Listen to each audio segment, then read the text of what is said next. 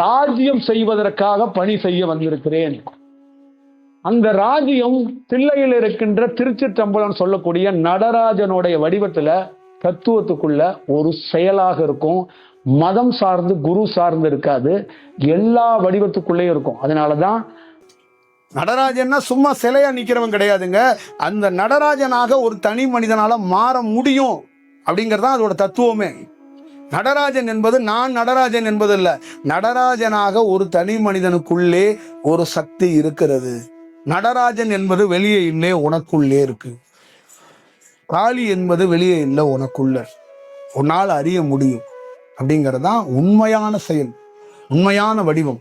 பல ஆண்டுகளாக கடவுளையும் கடவுள் போதனைகளையும் நம்மளை வெளிமுகமாக காட்டி பழக்கி விட்டார்கள்.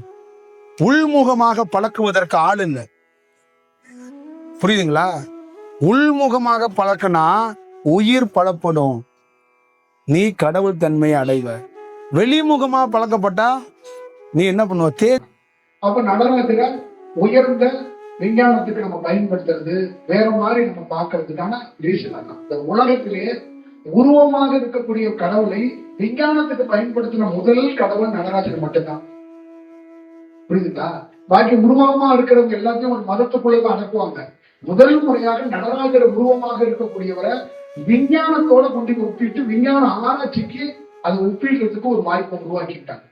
அப்ப நடராஜர் தத்துவங்கிறது வெறும் அந்த சிலை இல்ல, அந்த இடத்துக்கு